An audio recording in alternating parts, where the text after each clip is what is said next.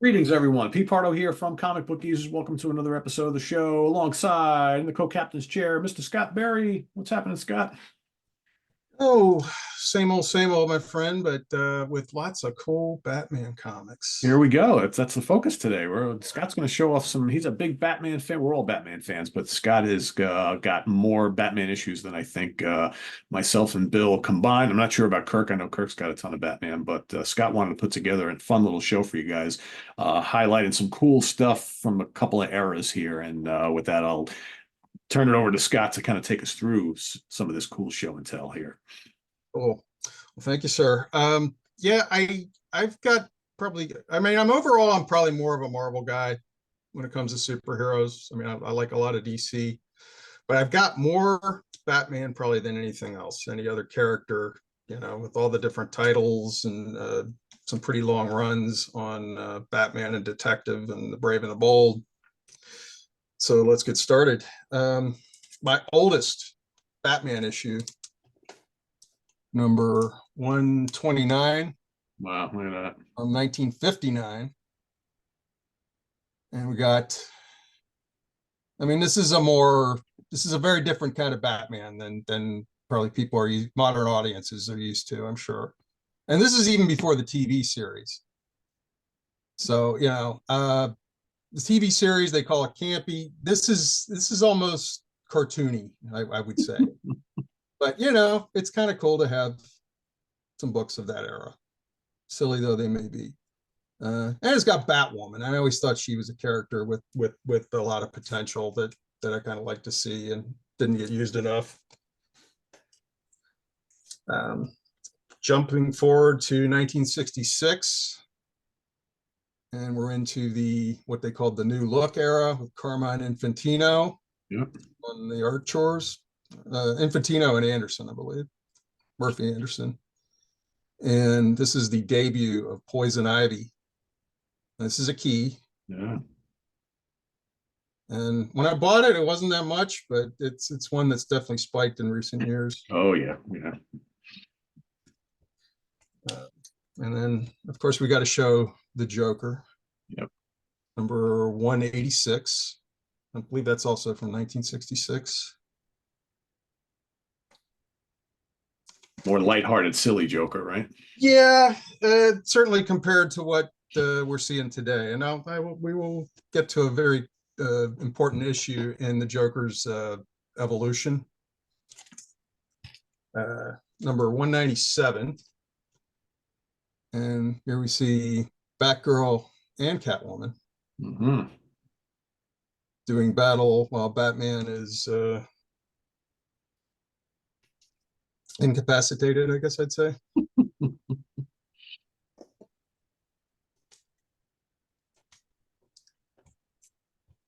And this is the landmark number 200. Oh wow, cool. 1968. And this is the first time Neil Adams drew Batman. Just the cover. Yeah. But he would do more later. Oh yeah.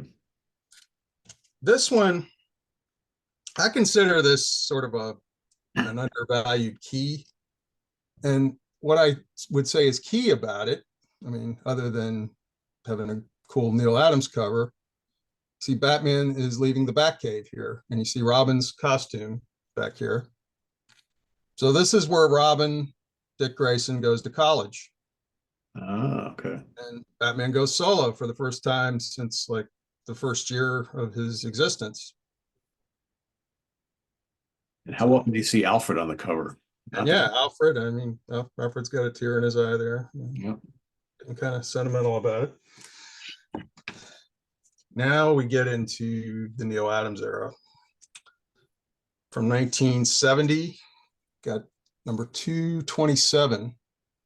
Great cover. Yep. Which that cover is just incredible. That's something special. Yeah, I'm not sure what the technique on that is. I mean, I think it's maybe an ink wash, the image of Batman anyway. Yeah. And this was actually a tribute to a very early Batman cover on Detective Comics. And I got that at a con like in the 90s for maybe $5-10. That one has skyrocketed. I can't believe how much that is. It's mainly for the cover. Yeah, it's a great Neil one. doesn't even do the interiors on it. Hmm. It's a good story, but yeah, it's just like, yeah, it's the cover that makes it so sought after. Speaking of sought after, got number 232, which is the first appearance of Raj Al Ghul or Raj Al Ghul. And if you'll notice, I got that signed by Mr. Adams himself. Nice, Yeah, nice. back about 10 years ago. He was doing a signing at my usual comic store, Austin Books and Comics. I have that issue in a collection somewhere over on the shelf. That's a great one. Issue, yeah. And then a couple issues later, 234. This is the first appearance of Two-Face in quite a long time, since the Golden Age. Hmm. It's a character that kind of got sort of pushed aside when they were instituting all these rules about the comics code and everything. I don't know, somebody determined that Two-Face was just too gruesome to show or something, and they didn't do another Two-Face story till what? This is like 1971. Crazy when you think about it, right? Yeah, but you know, who better to do it than Neil Adams and Denny O'Neil, you know? And those guys really turned Batman around. And I only pulled this one out mainly just because it's got a Christmas story in it. We're in the holidays right now, so. But that's also a Neil Adams cover. This one, again, another one with just, I love this cover. And that's Neil Adams with Bernie Wrightson inks on the cover. I always like when the cape kind of was I angled love like that, that. man. Yeah, the way the cape was just flowing like that. Yeah. Right, Because it gives them the look of the bat, right? I mean, that's a little vampiric even, you yeah. know. And then speaking of Raj Al Ghul, now this was the kind of finale of the first Raj Al Ghul storyline. Although one thing bugs me about this cover, as great as Neil is, you'll notice Raj is holding a Batman, his costume, the whole costume, right? Including the top. Well, here, okay, he's got the pants on and he doesn't have the top. So, you know, shouldn't he just be holding the shirt? You would think so, right? Something Yeah. doesn't. It's a little attention to detail. Regardless, it's a great cover. It's a great issue, one of my favorites. And then this may be my favorite single issue story ever done. It's certainly my favorite with the Joker, number 251. And this is called The Joker's Five-Way Revenge. That was the name of the story. And this is pretty much the Joker that we're still seeing today. You know, truly menacing, not just some silly gimmicky character like in the TV series or, you know, a lot of the comics of the 60s. You know, this guy is scary as hell, you know, and he ends up killing like 5 people in this story alone. Joker And we know. it was done, of course, by Denny O'Neil and Neil Adams, and I think Dick Giordano on inks. And that one I also got signed by Mr. Adams. Oh, cool. There he is. Yep. My one regret to having going to get my book signed by Neil Adams, I only got DC signed by him, and I wish I'd gotten at least one Marvel signed by him. He's better known for his Marvel stuff, but I mean, excuse me, for his DC stuff, but there's some pretty cool Marvel stuff too. The Avengers, X-Men, yeah, Conan. And finishing off Batman, 100 pager here. Got a bunch of those. And the main story is with Two-Face. And I love these 100 pagers. You get a new story and you get a bunch of like reprints from ranging from the 1940s to the 60s.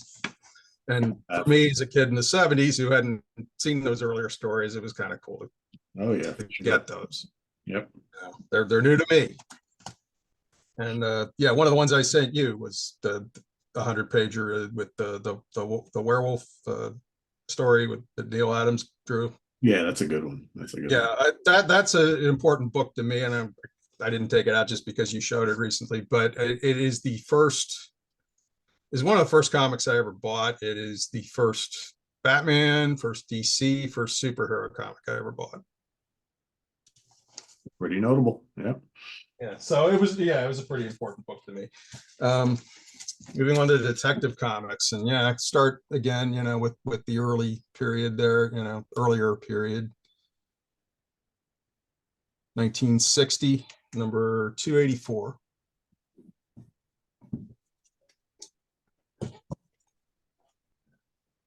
And then this was kind of the kickoff of what they called the New Look period, when Carmine Infantino took over the art chores and Murphy Anderson. And they tried to do it in a well, at least compared to what had come before, a more realistic sort of way. They gave Batman a more realistic look. And they added the yellow oval around the bat on his chest during this time. Another key issue. Batgirl. There you Debut go. of Batgirl, number 359. And this is from 1967. The one I just showed you was from 1964. So during this period, I think Batgirl debuted in the comics very shortly before they started showing her in the TV series. Yeah, so it's within 2 years, right? Yeah. Number 365. I always like that Joker cover. Yeah, that's pretty cool. Yeah. Yeah. And number 373, Mr. Freeze. It was a villain that, you know, I think they'd only maybe used one time, but they started using it more after he appeared on the TV series. Great Riddler cover. That's 77. Yeah.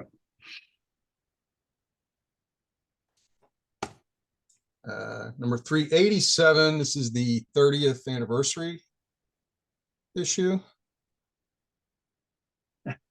30 years. Think about that. Now, all these years later, it's just crazy how long this character's been around. I know. It's nuts, right? Number 388, another Joker issue.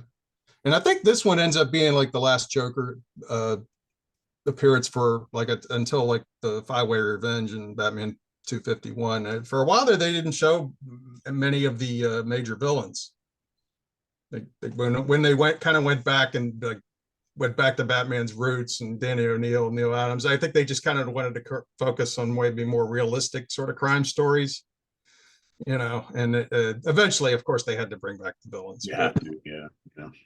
But for a while there, yeah, they weren't using them that much. And this is the first issue, number 395. This is, again, Neil Adams cover. And this is the first collaboration on a story with Denny O'Neill and Neil Adams. Okay. Number 400. And that's the first appearance of Man Bat. Okay. I always like Man Bat. Yeah. Number 411. This is the first appearance of Talia al Ghul, Okay. who actually debuts a month before her father does. This comes out before Batman 232. And she doesn't look so menacing down here. Kind of damsel in distress, but a lot of times that was a ruse to trick Batman, you know. Great cover though. She was quite the femme fatale. Great Bernie Wrightson cover on this one, number 425.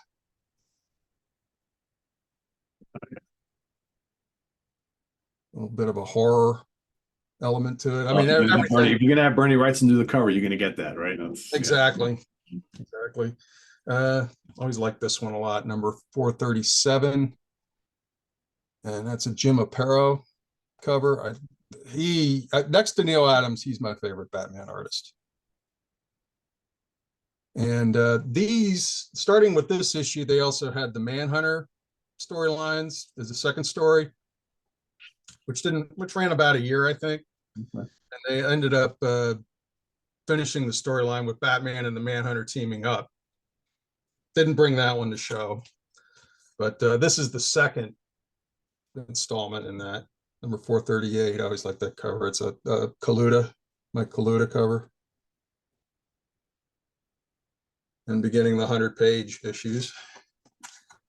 And speaking of 100-pagers, here's number 444. And Jim Aparo cover, and Batman appears to be gunning down Talia al Ghul.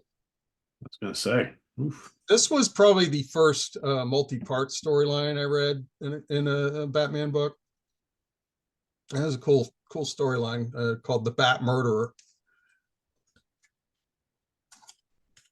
And finishing off Detective with a couple from the Marshall Rogers, the Steve Englehart, Marshall Rogers, Terry Austin era. Number 471. And this was the return of a Golden Age villain, Dr. Hugo Strange, who I thought was just cool, creepy villain. You know? Oh, yeah. He's terrific. And that's the second part of that one.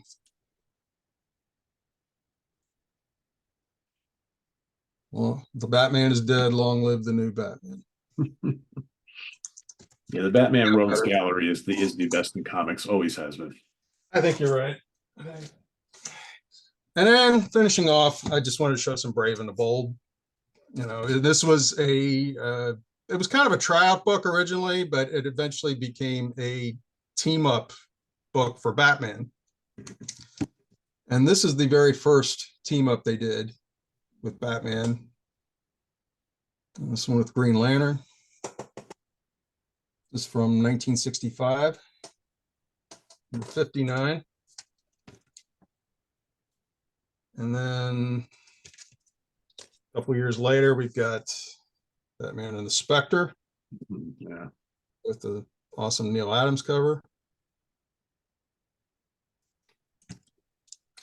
And then he teams up with another ghostly character, Deadman. There you go.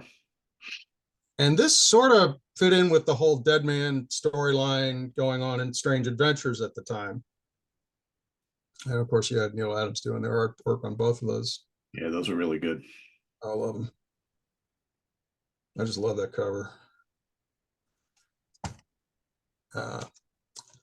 Also, another Neil Adams era. Yeah, Green Arrow. And a Green Arrow, number 85. This one's this one's sort of a key too, because this is the first Green Arrow in this particular costume with the beard. Okay. You know, before he had it was like a tunic with short sleeves and red gloves, and he was clean shaven. Not a good look. Yeah, he looks so much cooler in this, you know. Yeah. I mean, this is kind of Green Arrow with an attitude, you know. Yeah. Oh yeah. Yeah. I always like this one, cool one with the Wildcat. Oh yeah, yeah. Teamed up with Wildcat quite a bit. One thing that people kind of point out, a criticism of the Brave and Bold stories. I mean, they're fun stories. They're fun to read. They often had great artwork. But the guy that wrote them, Bob Haney, did most of the stories. He didn't really give a hoot about continuity. So, you know, he would do things that just like, well, wait a minute. He would contradict things that are going on in DC continuity. Well, like Wildcat was in the Justice Society, right? On Earth 2, right? So how is he able to just team up with Wildcat so much? There's no explanation of him going to Earth 2 or Wildcat coming to Earth 1 or whatever. They just did it.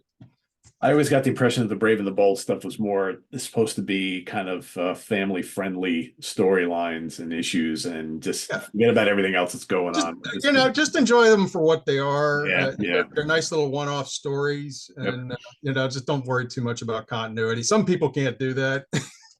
I can, but I get it. Yeah, some people really get bent out of shape when they don't, when continuity is not followed. Brave and the Bold number 100. Nick Cardy cover, and he's got 4 guest stars in this one: Green Arrow, Green Lantern. Oh, wait a minute. Yeah, Green Arrow, Green Lantern, Robin, and Black Canary. And the interior art was by Jim Aparo. Speaking of Mr. Jim Aparo, there you go. 111 with the Joker. And I think this is only like this. This is, I think, the first Joker appearance after that Neil Adams, Denny O'Neil, number 251, Batman 251. And I think this is an undervalued book. A lot of these Brave and Bolds, they're not even all that expensive. And here's number 116, also teaming up with the Spectre again, but you got, 100-pager. Always nice. Yeah. And at this time, Jim Aparo, who drew Brave and the Bold, was also doing drawing the Spectre in Adventure Comics. There was a Spectre series that ran through Adventure Comics around 74, 75. And those are pretty warped. I mean, he would like turn a guy into a candle and then melt him, stuff like that, just really warped stuff. And it also has a Teen Titans story reprint and an earlier team up story with Batman. And last but not least, Batman and Swamp Thing. Also Jim Aparo art. And this is their second team up. The first one was actually in Swamp Thing's own title. Yes. The Bernie Wrightson art. So there you go. Man, I wanted to do more, but we've only got so much time, and we'll do it again. Yeah. I see stuff like this, and I'm like, man, I need to beef up my Batman collection. I mean, I have a chunk, but nothing like this. Well, I will tell you, I bought a lot of these. Like early 2000s, I decided I want to get some pretty, I want to get some long runs on Batman. And it's like I was telling you with earlier, like with the Captain Marvel, you had the Jim Starlin. I started with that era. So with Batman, I started with the Neil Adams era. Yeah, that's what I need to do. I mean, like I said, I have stuff that's all over the place. I need to just say, all right, take a look at all of the issues and say, all right, where am I going to concentrate my efforts on initially, and then just kind of go from there. Yeah, and I'm glad I bought them when I did, because they've spiked a lot in the last 20 years. And I've had opportunities, man. I go to cons and things, and I go to stores and comic shops, and I see a lot of old Batman stuff all the time, to the point where I think for me out there, it's overwhelming. Yeah. So like, again, I don't, because the stuff that I have is kind of like all over the place. I haven't been concentrated on any one era or run of issues or anything like that. I think what I need to do, if I'm going to do it, is say, all right, take a look overall and say, all right, you know what? This 50 issue run is what I really want to start with, and just try and just fill in all those gaps there, and then kind of go from there. Because there's just so much, it's 2 titles, 3 titles. I mean, there's so much stuff. It's ridiculous. So, but yeah, I mean, during that period, I got, let's see, I ended up getting Batman like from about 190 all the way up through about 475. Wow. I ended up getting Detective from like 327 all the way up through like in the 630s. Wow, that's a lot. And I ended up getting every Brave and the Bold Batman issue. So you're looking at 1,000 issues right there, easy, right? Yeah. Wow. Like but I have others, but those are the big streaks. Yeah, that's pretty cool. Well, thank you, Scott. Like I said, we will revisit this Batman theme again maybe in a couple of weeks or something, and I think that'll be kind of cool. Sure. This is classic stuff. Bring it on. Cool. Sounds good. So thanks for watching, everybody. Let us know what you think of some of these cool Batman issues, and if you got some really interesting stuff you want to talk about down in the comments below, well, that's right down there. So have a happy New Year, everyone, and Please subscribe if you haven't already and click on that notification bell so you get alerted of all of our content as we post. And please do hit the like button before you leave. And if you'd like to get yourself a Comic Book Easers shirt or coffee mug, that link to do so, see Tranquility Web Store, is down below in the comments in the video description. So thanks in advance for all your support there. And we'll see you soon here on Comic Book Easers. For Scott Berry, I am Pete Pardo. Have a good one, everybody. Happy New Year. See you soon. Bye-bye. Happy New Year.